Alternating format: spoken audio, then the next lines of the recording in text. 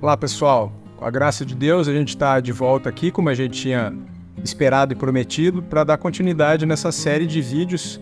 No vídeo anterior, para quem não viu ou não assistiu ainda, a gente fala sobre crianças no culto e até alguns fundamentos, porque as crianças devem estar no culto. E hoje a gente quer conversar com vocês sobre culto doméstico, até porque isso também foi um dos ganchos que a gente colocou sobre que o culto doméstico é que prepara a criança para o culto dominical. Então a gente quer explicar hoje um pouquinho aqui para vocês como a gente recomenda o culto doméstico, como a gente tem feito, procurar dar dicas bem práticas para vocês. Estou aqui hoje, além de estar com a nossa querida irmã Débora Corbini, que também chamada de Dezinha, também estamos aqui com outro querido irmão, que é o Renato, que hoje é seminarista também pela nossa igreja, está com a gente nos trabalhos de domingo, e aí a gente vai conversar bastante aí, esperamos abençoar vocês com esse tema. Eu queria começar citando um versículo da Escritura que tem muito a ver com o culto doméstico, que é 1 Timóteo 4,16. Diz assim, tem cuidado de ti mesmo e da doutrina. Continua nesses deveres, porque fazendo assim salvarás tanto a ti mesmo como a teus ouvintes. Então, uma coisa que é importante você saber e pensar é que o culto doméstico ele tem a ver com a preservação da sua alma e da alma da sua família. Como a gente levantou na nossa conversa anterior, a fé que o Senhor nos dá não é só para nós, é para nós e para a nossa família. O Senhor sempre fez alianças com aquela determinada pessoa e a sua descendência. Então, antes de eu dar a palavra aqui para os meus irmãos, então, o que é o culto doméstico? Então, é o culto que é feito em casa, na família, não importa o tamanho da família, Se é um casal, dá para fazer culto doméstico, se é uma família com criança, com bebê, dá para fazer culto doméstico. O culto doméstico, ele tem que ter 3 elementos. Ele tem que ter oração, instrução e adoração. Lembrando que a adoração não é necessariamente música, A gente pode adorar a Deus também através da oração, mas tem que ter esses 3 elementos: a oração, a instrução e a adoração.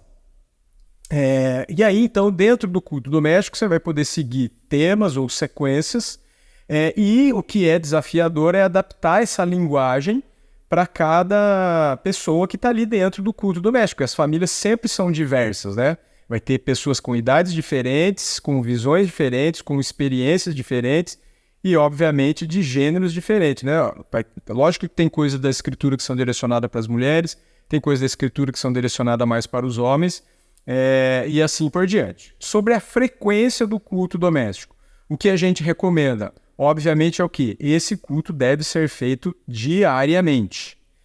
E aí agora eu já abro a palavra para vocês aí, se querem já fazer algum acréscimo dessa parte introdutória ou já lançar perguntas aí ou opiniões. Eu acho interessante que, como você já falou, de ser diário o culto, Mas além disso, que a família separe um tempo e o mesmo horário, principalmente por 2 motivos. Pelas crianças, que eles precisam de previsibilidade, De rotina, Isso, uma rotina. Eles são movidos por hábitos, então eles se acostumam que aquele momento vai ter um momento devocional, vai ser um momento que ninguém vai brincar, que não vai fazer outra coisa, e eles já vão se preparando. E a outra questão, que é muito importante, não necessário, não crucial, mas que o culto seja feito em sequência, talvez escolher um livro da Bíblia e ir seguindo, ou o mesmo material, Então, vamos estudar um livro, ou vamos estudar algum devocional já orientado. Mesmo que você não tenha uma sequência cronológica, tem que ter uma sequência lógica, Não, por exemplo, você escolhe um assunto e vai embora naquele assunto. Vamos falar sobre oração. Aí faz vários cultos sobre oração. Vamos falar sobre gratidão. Várias coisas da Bíblia sobre gratidão. E assim, isso ajuda com que eles lembrem o que aconteceu no dia anterior, que foi falado, e também eles vão se soltando, e fazendo cada vez mais parte do culto, ali sentindo que é um momento para eles também, porque muitas vezes as crianças acham que é algo dos adultos e que não é para eles, e eles fazem parte da família, né? Você ia falar alguma coisa? Não. Queria te pedir para abrir Deuteronômio 6, de 6 a 9, e enquanto o Renato prepara aí o texto, eu quero falar uma coisa que pode incomodar uns e alegar outros, que é o seguinte: eu acho que uma coisa que as pessoas tropeçam muito no culto doméstico é com a questão de método, que às vezes elas põem um nível tão alto e uma metodologia tão rígida que aí ela não consegue, ela se sente aquém, né, com isso, precisa ter uma sequência. A pessoa já fica desesperada, né? Meu Deus do céu, como que eu vou falar daquilo lá? Isso aqui, será que eu sei o suficiente, né? E sendo que o que a gente precisa ficar claro é que você tem que transmitir, né? Nós, estaremos com a nossa família, o que a gente tem que transmitir? É a nossa devoção. A gente não tem que tentar dar o que a gente não tem. É lógico, então, você, pai, mãe que está escutando a gente, você precisa crescer na fé para você poder dar algo para o seu filho. Por outro lado, o que eu quero ler de Deuteronômio, que eu acho que a gente tem que tomar cuidado de não se fixar só no ritual e só no horário. No tempo também, né? Isso, também não exagerar no tempo, os muito falantes como eu, assim, que fazia minhas filhas se cansarem. Mas, por outro lado, uma coisa que eu fiz muito também é que, assim, eu não sou uma pessoa que tem tanta facilidade com rotina, nem eu e nem minha esposa. Só que o que a gente conseguia fazer muitas vezes? A gente conseguia aproveitar os momentos. Então, muitas vezes já aconteceu o seguinte, até que foi bem interessante. Às vezes eu aproveitava um momento do almoço e eu tinha lido algo que tinha me tocado e falava para as meninas, né, gente, queria compartilhar uma coisa para vocês. E eu começava a explicar da escritura e fazia uma oração e começava a explicar. E aí, tanto a Helena quanto a Sofia, várias vezes durante a explicação virava e falava assim, pai, começou o culto doméstico? Elas percebiam que a gente tinha entrado no momento de instrução. Então, apesar de não ser tão... Não estou discordando aqui da Dezinha, tem que ter rotina, mas também tem que tomar cuidado para não ficar tão preso à rotina que não saiba usar os momentos. E o texto de Deuteronômio ilustra o princípio que está por trás disso, né? Então, a disciplina e o método, ele é um meio, né? Ele não é um fim. O fim é o que nós vamos ler agora aí em Deuteronômio 6, que nosso irmão...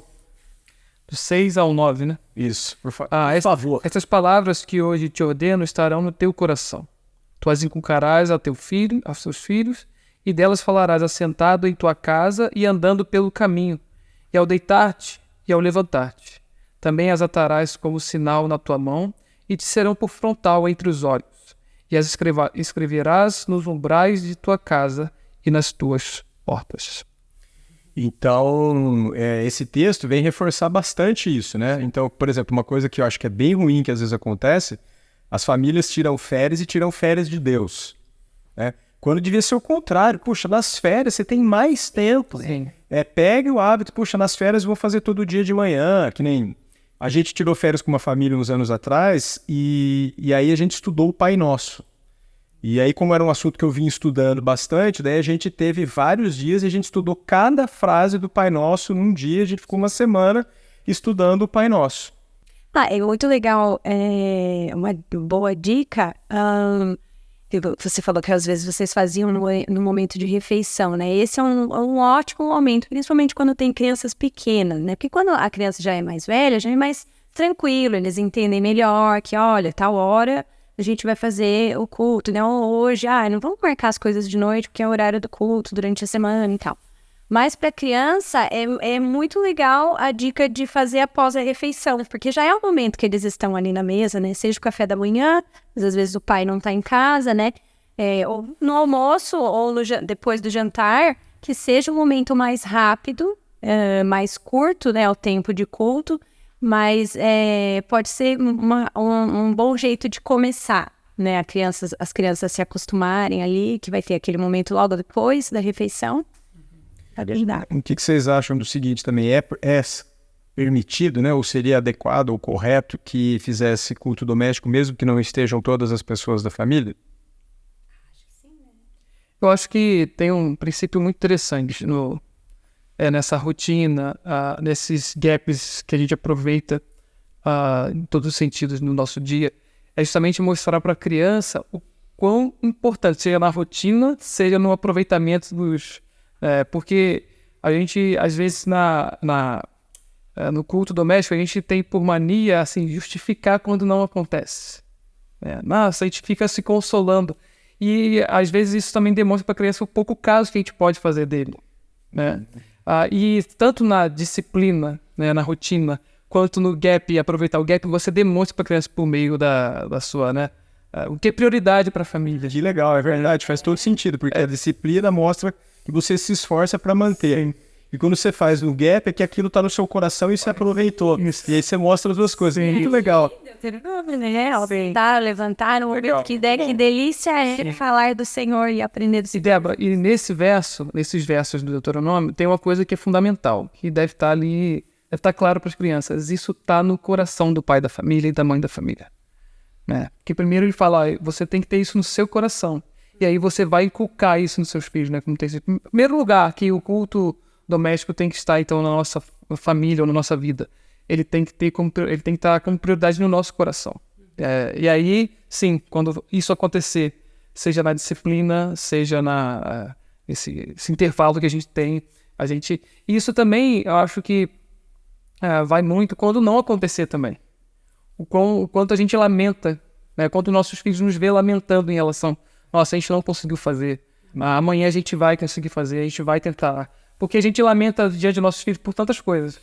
E é muito interessante que as crianças, elas se acostumam a fazer de tal forma que às vezes realmente não deu no dia e por algum momento eles, nossa mãe, quantas vezes, nossa mãe, a gente não fez hoje, deu hoje. Sim, por isso que a alegria de saber que ele sentiu, né? Sim. E as crianças vão imitando, inclusive, a nossa forma de sentir. É como a gente lidar com a frustração, como lidar com o êxito, com a disciplina que a gente tem. Elas vão mimetizando essas coisas e isso também faz parte do nutrir do coração da criança. Né? Como a gente vai alimentando os sentimentos dela. E como a gente lidar diante da perda ou do êxito, da alegria de ter o culto doméstico com frequência ou até mesmo a ausência do culto doméstico. Isso é importante também para modelar o sentimento da criança diante disso. Fazer uma confissão aqui e ao mesmo tempo tentar ajudar, principalmente ali os homens que a gente entende, né, biblicamente, que seriam os primeiros responsáveis a fazer isso, não que as mães não possam instruir as crianças. Já teve momentos que eu cheguei a combinar com a minha esposa que alguns dias ela deveria fazer, propus até alguns temas que seriam mais específicos para elas, e enquanto que eu estaria ausente ou estava com problema de agenda. Mas uma outra dificuldade é o problema da paciência, né? Então, como vocês sabem que eu gosto muito de falar bastante, eu deixava minhas filhas impacientes, porque eu falava mais do que elas podiam suportar, né? Então, nesse desejo de ensinar, eu exagerava na dose, né? Uma outra coisa que foi marcante para mim também, uma vez, é que eu comecei a estudar doutrina com as meninas e elas se sentiram assim cansadas e elas pediram para que eu voltasse a contar as histórias. E eu me sinto nem com essa vontade de ensinar doutrina, talvez porque é um assunto que eu goste muito, que eu domine bastante. E teve um momento em que a gente mudou o curso da sequência a pedido dos ouvintes. A ideia é que seja um momento prazeroso, né? Para todos. Exatamente. E o que acaba acontecendo também, né? Às vezes você vai vendo algum assunto e você se empolga, você começa a abrir chaves, né? E aí o culto, que deve ser breve para respeitar a limitação física das crianças, acaba se tornando um incômodo para a criança, né? Então eu daria a dica também que a gente tem que se controlar nisso. E se você está engatinhando no assunto, não precisa pensar alto. Olha, vou dar colocar uma coisa bem nível pequeno assim. Se você pegar um devocionário, tipo cada dia, alguma coisa bem que é a leitura devocional pessoal, comece fazendo assim. Você vai ler aquela oração, né? Hoje tem vários tipos de livretos de devocional. E você pode começar fazendo assim, né? E lembrar também isso, né? Por exemplo, poxa, se você tem criança bem pequenininha, então vamos cantar cânticos para as crianças pequenas, né? Uma outra coisa que eu tentava fazer sempre, eu procurava instruir até a minha esposa. Então eu fazia desde perguntas mais básicas e colocações mais básicas, até chegar no ponto de falar de coisas, de fazer perguntas que às vezes nem a minha própria esposa sabia. E isso serviria até para as crianças verem eu ensinando a minha esposa. Isso é muito legal. Porque às vezes a gente acha também que é uma palestra para as crianças, né? E esquece que é um momento para a gente também. Então é muito legal essa questão do marido também lembrar que aquele lá é o momento para expor. Sim. E no quesito conteúdo, eu acho que na Bíblia tem muitos tipos de histórias e gêneros literários para poder trabalhar com as crianças, né? Você tem desde parábolas, como narrativas longas, você tem os salmos, que você pode contar o contexto daquele salmo, ilustrar aquele salmo. Isso tudo, de alguma forma, também instiga a curiosidade da criança, né? Você tem inúmeras narrativas, desde dos profetas. Você tem profetas como Jonas, que todas as crianças gostam de ouvir. Né? Quer saber o final. Então, nesse ponto, você tem tem o método catecismo, onde você pergunta e responde, é meio doutrinário, mas você também tem até um livro, né, chamado Ele nos Deu Histórias, que justamente conta que o Antigo Testamento todo ele é composto de histórias, né? A maioria, o seu gênero literário é narrativo. Então você tem muito conteúdo para poder trabalhar com as crianças e sucessivamente, inclusive, né? Escolhi um livro dos evangelhos, né? E também tem narrativa, né? Inúmeras narrativas. Sim. E isso também faz os pais também se interessarem mais em ler as escrituras, né, para poder dominar o assunto e explicar para as crianças também. E outra dica bem legal para quem está começando e para quem também já está fazendo há algum tempo e ainda não faz é a memorização de versículos com as crianças. Hoje existem inúmeras ferramentas, né, materiais com versículos próprios para a idade da criança que pode ajudar e de repente usar em outros momentos, né, provérbios, né, versículos muito que fazem parte dessa instrução nessa primeira infância, e nesse momento, e é importante para as crianças e para os pais também, né, a memorização do versículo. Então pega durante uma semana e memoriza o mesmo versículo, e depois vai retomando, né, é algo bem legal de se fazer também. Você pode citar um que você já usou? De provérbios? O que mais provérbios palavras... Pode não ser provérbios, Não, eu vou falar os top, né? Top 10. Top 10 é muito, mas Sim. por causa das crianças, né? Palavras agradáveis são como favos de mel, são doces para a alma e trazem cura para os ossos. Uau. Provérbios 16, 24. As crianças, eles vão fazendo até musiquinhas, né? Sim. Quanto lhe for possível, não deixe de fazer o bem a quem dele precisa. Ou da formiga, né? Vai ter com a formiga, preguiçoso. Se der de seus caminhos e seja sábio. Então, naqueles momentos assim, aí você fala, a criança, ela repete ou ela completa, né? Por exemplo, um que a gente fala muito em casa é: e aprendam a discernir o que é agradável ao Senhor. Eles já completam. Então, você usa em vários momentos do dia, é importante pra gente guardar a palavra do Senhor, né?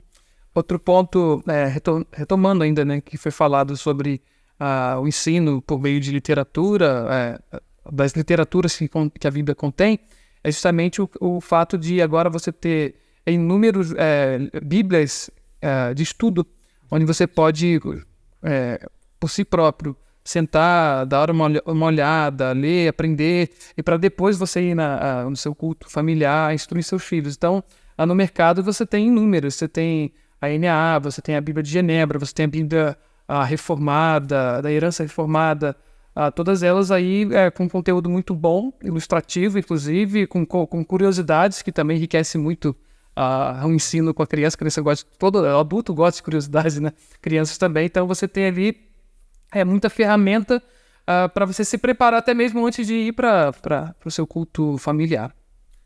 Muito legal. Ok.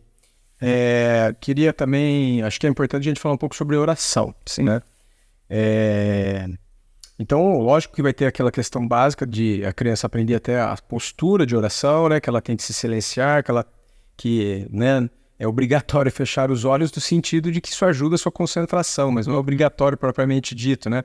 Eu mesmo, quando oro sozinho, gosto muito de orar de olho aberto, olhando para o céu, sendo o ambiente, né? Para lembrar mais ainda da glória do Senhor. Tem um exercício que eu aprendi, uma classificação que eu acho muito legal, que é decorar os 4 tipos de oração, falando com uma regrinha mnemônica. Na verdade, eu aprendi em inglês, que seria ACTS, que é ACTS, né? Então, o A de adoração, de adoration, depois o C é de confissão, e essa sequência é importante, né? Que a gente precisa primeiro adorar, E a hora que você adora, você vê sua miséria, por isso que você confessa, né? E aí, uma coisa que é um bom exercício é que antes de ir para o último, que é a súplica, a gente passar pelas ações de graças. E o que é que a gente vê hoje em dia no meio evangélico? As pessoas são muito boas de pedir, mas tem muita dificuldade em adorar, uma certa dificuldade em confessar, também não tem muita habilidade em agradecer, mas eu acho que tem mais de agradecer do que de adorar. E é legal, né, a gente fazer essa diferenciação e as crianças irem sendo treinadas nisso, que elas precisam aprender a adorar a Deus pelo que Ele é. É diferente de agradecer o que Ele fez, né? Porque quando a gente agradece o que Ele fez, isso é bom, mas ainda está falando da gente. Sim. Mas você vendo a gente adora, é só o Senhor, né? É só o A Senhor. adoração fica condicionada ao que ele me dá, né? Então, quando você adora, primeiro você separa isso da petição. Daria outro vídeo só sobre petição. E outra coisa que é interessante também é que se você segue essa sequência, eu já experimentei muito isso, quando você chega na súplica, você está cheio de fé. Aquela sensação de que Deus vai responder e aquela convicção de que Deus está te ouvindo, ela decola. Então você começa adorando, você confessa, você agradece tudo que Deus fez, o seu jeito de pedir muda. E não tem problema de que algumas vezes a gente até divida, né? Eu não faço as 4 orações sempre. Perguntaria como é que seria essa prática em si? Então, eu procuro dividir. Então, tem dias que a gente só adora, tem dias que a gente só suplica, tem dias que a gente só tenta fazer ação de graças. Já teve um dia que a gente fez só de confissão, foi bem desafiador. E eu fiz as meninas confessarem também, né? Então, isso também eu acho que é um exercício bem importante. E aí, lembrando o gancho que a gente falou, e depois, se ainda quiser, a gente pode trazer mais alguma pergunta, mas também quero retomar o que eu falei lá no começo, que é o que a gente tinha falado no outro vídeo. Uma criança que faz culto doméstico, uma criança que tem o culto familiar, e não só uma criança, viu? Um adulto que está treinado a isso, ele participa melhor do culto. Vocês já repararam como é difícil ouvir a oração dos outros? Ou é difícil, a sua mente vai embora, você não fica. Talvez uma parte desse problema é falta de treino, falta de treinamento. Ambiente, né? Porque a gente não faz muito em casa, você não ouve muito a oração do outro, você não consegue ouvir a oração do outro Você não tem o hábito. na igreja, você não tem o hábito. Então, o culto doméstico, o culto familiar, ele, seja para criança, seja para adulto, ele é uma preparação para o culto, né? Porque se você está fazendo isso muitas vezes, é um treinamento. E só repetir também, para quem talvez não ouviu outro vídeo, a gente entende e recomenda muito que sábado seja um dia que você vai dormir cedo, que você não vai esticar suas atividades, de preferência deixa tudo arrumado, já escolha as roupas, já tente deixar o mais preparado possível para que não seja um momento de correria. Acordar e sair todo mundo atropelando as coisas para ir para o culto. E esse culto familiar diário é uma boa forma de cumprir o 4º mandamento, porque lembra-te do dia do Senhor. É você se preparando, é o único mandamento que começa com a ordem de se lembrar. Então você vai se preparando, se antecipando ao dia do Senhor, para que então chegue no dia do Senhor e você vai com a sua família lá. Para as crianças é muito importante mesmo esse preparo e esse treino, né? Como eu já falei, os hábitos são muito importantes na vida da criança, né? Então, esse treino, principalmente para as crianças pequenininhas, né? É algo muito diferente do resto do dia delas. O ficar quieto, ou prestar atenção na oração, ou não conversar e ouvir, né? Eu sempre falo para os meus, Deus deu 2 ouvidos e uma boca para a gente ouvir mais e falar menos. Então, e esse é um momento de colocar em prática, né, esse aprendizado, treinando para o culto. Eu acho que a gente tinha ainda uma questão que a gente estava comentando antes nos bastidores. Sim. Eu queria perguntar. Fabi e Renato, acrescenta aí também. E porque assim, é muito comum que a mulher, a mãe, ela se envolva mais com a questão da educação, e aí ela acaba lendo mais livros. Ela, por esse motivo, ela acaba tendo mais facilidade em contar, ou até mesmo com o envolvimento com as crianças, em contar histórias para as crianças, né? E eu queria saber como que faz, ou dicas para as mães, porque muitas vezes acontece do pai, do homem, né, o marido não fazer o culto, como que a mulher deve se sentir ou como ela deve agir, né, quando ela tem muita vontade que o marido fizesse, mas que ela... E aí, o que ela faz? Ela faz o culto? O que ela fala pro marido? Ela não fala? O que vocês acham? Como a gente estava conversando anteriormente, eu acho que seria interessante identificar a causa dessa possível recusa do marido se engajar nesse trabalho. A primeira coisa seria essa: falta de capacidade, ele se vê incapaz de fazer, ou ele realmente é obstinado em não querer fazer. Isso tudo pode ser identificado e também tem várias implicações, dependendo da identificação, obviamente, né? Às vezes até o acompanhamento pastoral, se o caso o marido se recusa a fazer isso. Mas você tem... A primeira coisa que eu acho que você deveria fazer, essa esposa, é identificar a dificuldade. Qual é a dificuldade do meu marido?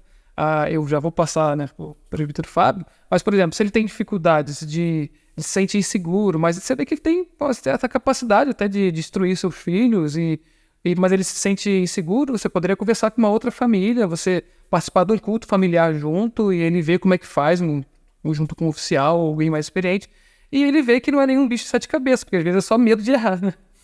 Só isso. Às vezes ele é tão zeloso, pode ser que seja isso. Mas são várias nuances que você precisa identificar para ver o que está acontecendo aí, né? Eu acho que essa é um bom caminho para poder, pelo menos, começar a trabalhar isso, identificar qual é o problema, por que ele não faz, né? Uma outra coisa que eu acho que é importante, que a gente tinha colocado aí, né, antes no aquecimento, é que precisa ver se, primeiro também, um outro aspecto é se essa mulher não está com um sentimento faccioso, ou seja, ela quer o culto doméstico pelo próprio culto doméstico e não para a glória de Deus. Um bom jeito de mostrar isso, simples para medir o coração, é o seguinte: tá ficando irada porque o outro tá falhando? Então isso é sinal que essa mulher tá com um sentimento faccioso, porque era para trazer preocupação, compaixão, tristeza, mas não ira. Sim. Né? Se tem ira, tem carne junto aí, tem sentimentos que não são legítimos, né?